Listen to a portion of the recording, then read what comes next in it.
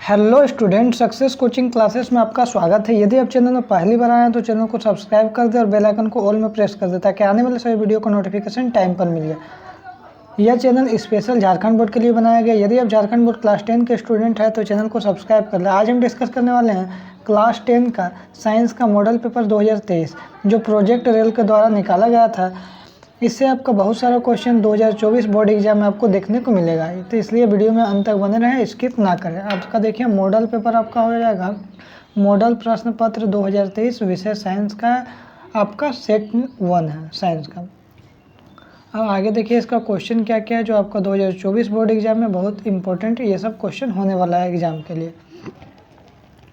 सबसे पहला यहाँ पर क्वेश्चन बोला, निम्न में से कौन सा पदार्थ लेंस बनाने के लिए प्रयुक्त नहीं किया जा सकता। याद रखिएगा कौन सा पदार्थ लेंस बनाने के लिए प्रयुक्त नहीं किया जा सकता, तो इसका राइट आंसर हो जाएगा मिट्टी। मिट्टी क्या लेंस बनाने के लिए प्रयुक्त नहीं किया जाता।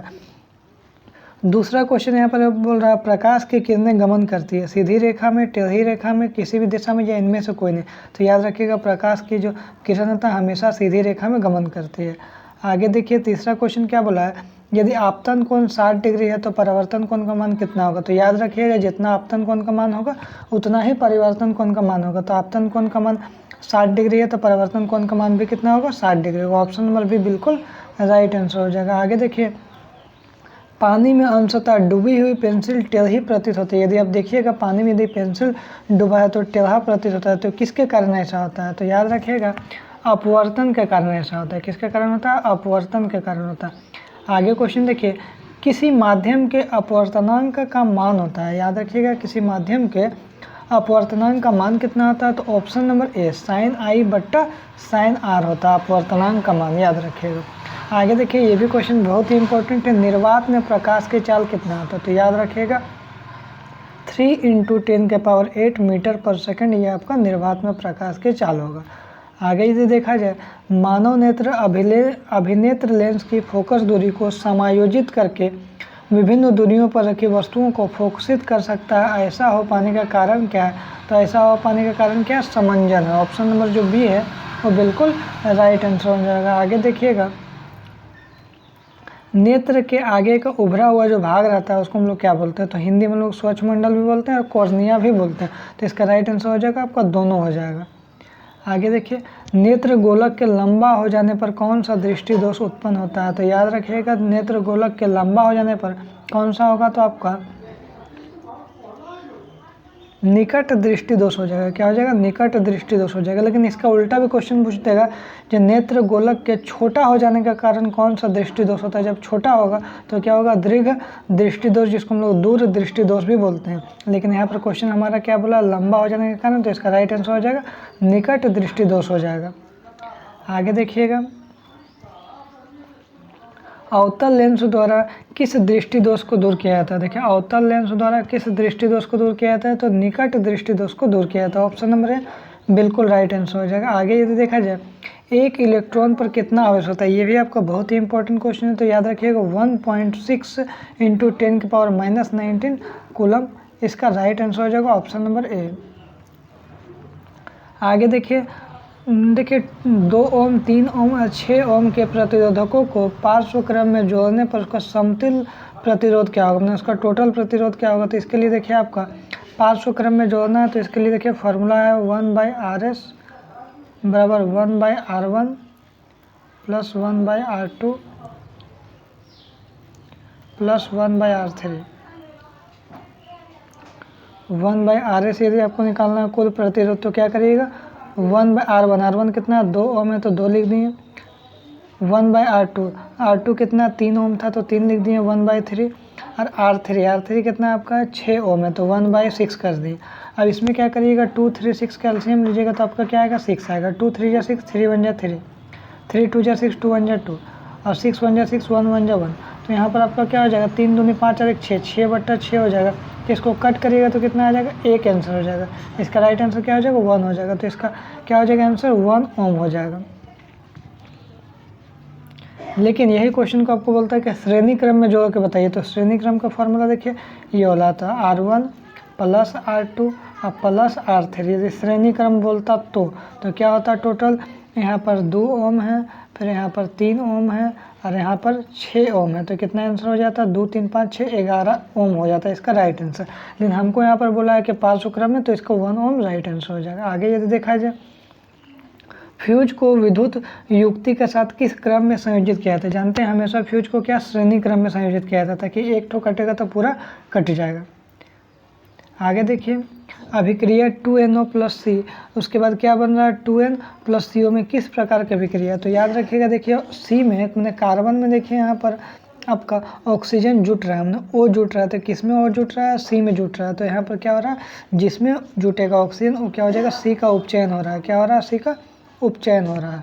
आगे यदि देखेगा, यहाँ पर बुझा हुआ चूना का रासायनिक सूत्र बोलेगा, तो जब देखिए बिना बुझा हुआ चूना का रासायनिक सूत्र बोलेगा तो क्या होगा, CaO हो जाएगा, जिसको हम लोग कैल्शियम ऑक्साइड बोलते हैं। लेकिन हमारा क्वेश्चन क्या है, बुझा हुआ चूना का रासायनिक सूत्र बोला, तो बुझा हुआ चूना का रासायनिक सूत्र क्या होगा, CaOH2, जिसको हम लोग क्या बोलते हैं, सोडियम हाइड्रोक्साइड भी बोलते हैं नाम। आगे देखिए, निम्न में से कौन संक्षारण का उदाहरण है। तो देखिए, लोहे की वस्तु में जंग लगना ये भी है, चांदी का काला हो जाना ये भी है, तांबे का वस्तु का हरा हो जाना ये भी है। तो इसका राइट आंसर हो जाएगा उपयुक्त सभी, ऑप्शन नंबर डी बिल्कुल राइट आंसर हो जाएगा। आगे देखिए, यहाँ संधि की जगह क्या होगा, गंध सूचक होगा, यहाँ पर गंध सूचक होगा, गंध। याद रखें, यहाँ गंध सूचक का उदाहरण क्या है, तो वेनिला भी होगा, लौंग का तेल भी होगा और प्याज भी होगा। तो इसका राइट आंसर क्या हो जाएगा, उपयुक्त सभी हो जाएगा। आगे देखिए, सोडियम लवण का परिवार बताइए। देखिए सोडियम लवण में परिवार, देखिए यहाँ भी Na है और यहाँ भी Na है, तो Na2 NaCl भी हो जाएगा और Na2SO4 भी हो जाएगा। तो इसका राइट आंसर क्या हो जाएगा, ऑप्शन नंबर सी दोनों हो जाएगा। आगे देखिए, इनमें से कौन सा कथन असत्य, हमने कौन सा स्टेटमेंट गलत बोला है। तो पहला, टमाटर में ऑक्जेलिक अम्ल पाया जाता है, तो बिल्कुल पाया जाता है। इमली में साइट्रिक अम्ल पाया जाता है, तो ये स्टेटमेंट बिल्कुल गलत है, क्योंकि इमली में हम लोग क्या टार्टरिक अम्ल पाया जाता है। तो इसका राइट आंसर हो जाएगा ऑप्शन नंबर बी। आगे यदि देखा जाए, तो क्षार का उपयोग साबुन बनाने में होता है, बिल्कुल होता है। अम्ल वर्षा का pH मान 5 से 6 के बीच में होता है, बिल्कुल होता है। आगे देखिए, यहाँ पर क्वेश्चन एंटासिड का उदाहरण बताइए। देखिए, मिल्क और मैग्नीशिया भी हो जाएगा, अब बेकिंग सोडा भी हो जाएगा। तो इसका right answer option number C बिल्कुल राइट आंसर हो जाएगा। आगे देखिए, कौन सा धातु उष्मा का कुचालक है। तो कौन सा धातु उष्मा का कुचालक है, तो लेड भी हो जाएगा आपका, अब मरकरी भी हो जाएगा। तो ऑप्शन नंबर सी बिल्कुल राइट हो जाएगा, दोनों।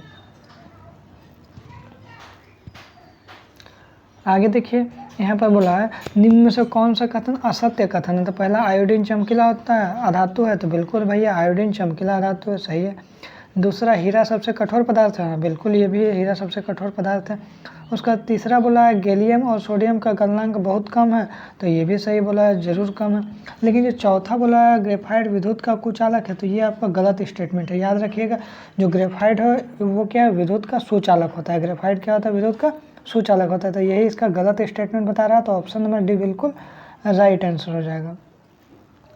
आगे देखिए, इनमें से कौन सा संबंध सबसे अधिक अभिक्रियाशील धातु है। तो याद रखिएगा, सबसे अधिक अभिक्रियाशील धातु क्या होता है, पोटेशियम होता है। यदि सेकंड नंबर में पूछेगा तो क्या हो जाएगा, सोडियम होता है। लेकिन सबसे अधिक बोला है, तो इसलिए इसका राइट आंसर क्या हो जाएगा, आपका पोटेशियम हो जाएगा। आगे देखिए, इनमें से कौन सा धातु जल के साथ अभिक्रिया नहीं करती है। तो लेड करेगा, नहीं करेगा, कॉपर भी नहीं करता और सिल्वर भी नहीं करता। तो इसका राइट आंसर हो जाएगा उपयुक्त। आगे देखिए, सीनाबर किस धातु का अयस्क है। तो याद रखिएगा, सीनाबर किसका है, मरकरी का अयस्क है। आगे ये देखिएगा, इनमें से कौन ऑक्सीकारक का उदाहरण है। तो याद रखिएगा, इनमें से कौन ऑक्सीकारक का उदाहरण है। तो यहाँ पर आपका अम्लीकृत पोटेशियम डाइक्रोमेट ये भी हो जाएगा, आपका क्षारीय पोटेशियम ये भी हो जाएगा। तो इसका राइट आंसर हो जाएगा उपयुक्त सभी, ऑप्शन नंबर सी बिल्कुल राइट आंसर हो जाएगा। आगे देखिए, मैग्नीशियम पाया जाता है। मैग्नीशियम किस में पाया जाता है, क्लोरोफिल में पाया जाता है, इसके कारण पत्ता का रंग हरा होता है। आगे देखिए, 28, वृक्क का संबंध किस तंत्र से। याद रखिएगा, उत्सर्जन तंत्र से, ऑप्शन नंबर ए बिल्कुल राइट आंसर हो जाएगा। देखिए, पौधों में भोजन का स्थानांतरण के लिए उत्तरदायी कौन है। तो याद रखिएगा, यहाँ पर आपका फ्लोएम हो जाएगा। लेकिन यही आंसर क्वेश्चन बोलता है यहाँ पे, इसका राइट आंसर क्या हो जाएगा, बी हो जाएगा। लेकिन यहाँ पर यदि क्वेश्चन बोलता पौधों में जल के स्थानांतरण के लिए उत्तरदायी कौन है, जब जल बोलता तो आंसर क्या हो जाएगा, जाइलम हो जाएगा। लेकिन यहाँ पर हमको क्या बोला, भोजन बोला, तो इसका राइट आंसर क्या हो जाएगा, भोजन का हस्तांतरण का काम किसका, फ्लोएम का है। आगे देखिए, यहाँ पर बोला है, थायरोक्सिन के स्रावन के लिए कौन सा तत्व आवश्यक है? याद रखिएगा, थायरोक्सिन के स्रावन के लिए कौन सा तत्व आवश्यक है? तो आयोडीन आवश्यक है। क्या आंसर हो जाएगा? ऑप्शन बी, आयोडीन आवश्यक हो जाएगा। आगे देखिएगा, कौन सा पादप हार्मोन पत्तियों को मुरझाने के लिए उत्तरदायी है? तो याद रखिएगा, इसका जो राइट आंसर हो जाएगा आपका ऑप्शन नंबर सी हो जाएगा, एब्सिसिक अम्ल हो जाएगा, इसका राइट आंसर हो जाएगा। आगे यदि देखा जाएगा वृक्क का संबंध किस तंत्र से है? तो इसका राइट आंसर हो जाएगा ऑप्शन नंबर ए, उत्सर्जन तंत्र से है। आगे यदि देखा जाए जनन मूल घटना है, तो याद रखिएगा जनन मूल घटना क्या है? डीएनए की प्राकृतिक बनना, ऑप्शन नंबर सी बिल्कुल राइट आंसर हो जाएगा। आगे यदि देखा जाए जैव विकास की प्राकृतिक विवरण का सिद्धांत किसने प्रतिपादित किया? तो ऑप्शन नंबर बी क्या हो जाएगा? डार्विन, इसका राइट आंसर हो जाएगा, प्रतिपादित किया। आगे देखिए आनुवांशिकता का आधार किसका है? तो इसका ऑप्शन नंबर ए, डीएनए हो जाएगा। आगे देखिए प्राथमिकता उपभोग को, ये प्राथमिक उपभोग को कहते हैं, किसको कहते हैं प्राथमिक उपभोग? तो आपका द्वितीय पोषी स्तर भी हो जाएगा, शाकाहारी भी हो जाएगा। इसका right answer option number C, दोनों हो जाएगा। आगे देखिए यहाँ पर बोला है परितंत्र का अजैविक घटक क्या है? तो मिट्टी भी हो जाएगा, वर्षा भी हो जाएगा, तापमान भी हो जाएगा, तो उपयुक्त सभी हो जाएगा। आगे देखिए ओजोन परत को सर्वाधिक प्रभावित करने वाला पदार्थ कौन सा है? तो याद रखिएगा CFC। CFC का फुल फॉर्म क्या होता है? क्लोरोफ्लोरोकार्बन होता है। आगे यदि देखा जाए इनमें से कौन सा पर्यावरण मित्र व्यवहार नहीं है? तो यहाँ पर इसका राइट आंसर हो जाएगा मोटरसाइकिल से स्कूल जाना। तो ये आपका क्या पर्यावरण मित्र व्यवहार नहीं है। आगे यदि लास्ट क्वेश्चन देखा जाए चिपको आंदोलन की शुरुआत कब हुई? तो याद रखिएगा चिपको आंदोलन की शुरुआत 1970 के दशक में हुआ था। ये आपका टोटल वेरी इंपॉर्टेंट 40 क्वेश्चन का बताएं। इसके बाद फिर मिलते हैं नेक्स्ट वीडियो में पार्ट 2 लेकर। यदि आपको वीडियो अच्छा लगे तो लाइक शेयर एंड कमेंट जरूर करें।